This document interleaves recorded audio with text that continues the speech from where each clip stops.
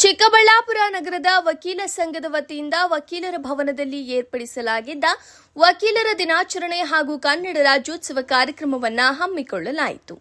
ನಂತರ ಪ್ರಧಾನ ಮತ್ತು ಜಿಲ್ಲಾ ಸತ್ರ ನ್ಯಾಯಾಧೀಶರಾದ ರಾಮಲಿಂಗೇಗೌಡ ಮಾತನಾಡಿದರು.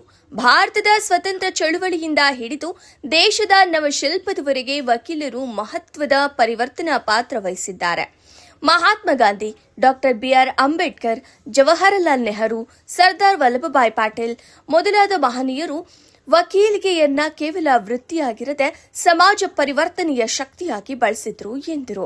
ವರದಿ Salahuddin, Chikkaballapur. A day dedicated to recognizing the guardians of justice, the dependents of rights, the voices of voiceless. Today, we celebrate not only a profession but a public duty, a constitutional role and a moral calling. From the early freedom movement to the shaping of modern India, advocates have played a transformative role as leaders, reformers and social engineers. The Indian legal fraternity has given the nation some of its greatest thinkers like Mahatma Gandhi, Dr. B.R. Ambedkar, Jawaharlal Nehru, Sardar Patel and countless others who used the knowledge of law not merely as a profession but as an instrument of change. We are all expected to fight without fear, argue without bias, stand with integrity and uphold the Constitution above everything else. Every brief we take is not just a work, it is a trust placed upon us by the society. Every argument we make contributes to the shaping of justice, precedent and public confidence in the rule of law.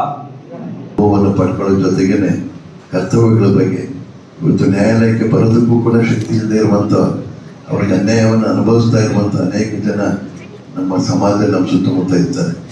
ಅವರಿಗೆ ಸರ್ಕಾರದ ವ್ಯವಸ್ಥೆಯಲ್ಲಿ ನ್ಯಾಯದಾನ ಮಾಡುವಂಥ ಅವಕಾಶ ಇದ್ದರೂ ಕೂಡ ನಾವುಗಳು ಮಾನವೀಯತೆಯನ್ನು ಅಳಿಸ್ಕೊಂಡು ನಾವು ಜವಾಬ್ದಾರಿ ಕೂಡ ನಿರ್ವಹಣೆ ಮಾಡಬೇಕು ಅನ್ನುವಂಥದ್ದನ್ನು ಈ ಸಂದರ್ಭದಲ್ಲಿ ಹೇಳ್ತಾ, ಪಂಚಾಯತ್ ರಾಜ್ ವ್ಯವಸ್ಥೆಯಲ್ಲಿ ನಾವೆಲ್ಲ ಕೆಲಸ ಮಾಡ್ಕೊಂಡು ಬಂದಿದ್ದೇವೆ.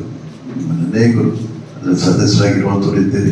ಗ್ರಾಮ ಪಂಚಾಯತ್ ಇರ್ಬೋದು ಅಥವಾ ನಗರದಲ್ಲಿ ಇಲ್ಲಿ ನಗರಸಭೆಗೆ ಸಂಬಂಧಪಟ್ಟಂತೆ ಇರ್ಬೋದು. ಕೆಲವು ದಿವಸಗಳಿಂದ ಅಧಿಕೃತವಾಗಿ ನಗರಸಭೆ ಭೇಟಿ ಕೊಟ್ಟು ಅಲ್ಲಿ ಎಲ್ಲರ ಜೊತೆ ನಾವು ಸಮಾಲೋಚನೆ ಮಾಡಿದ್ವಿ. 44 ಕೋಟಿ ರೂಪಾಯಿ ಒಂದು ಪ್ರಾಜೆಕ್ಟ್ ರೆಡಿ ಆಗಿದೆ. DPR ಮುಗಿದಿದೆ, ಪ್ಲಾನಿಂಗ್ ಅಪ್ರೂವಲ್ ಆಗಿದೆ, ಹೈಕೋರ್ಟ್ ಅಪ್ರೂವಲ್ ಆಗಿದೆ. ಇನ್ನು ಅಮೌಂಟ್ ಸ್ಯಾಂಕ್ಷನ್ಗೆ ಸರ್ಕಾರ ಮಟ್ಟಕ್ಕೆ ಹೋಗಿದೆ ಫೈಲ್.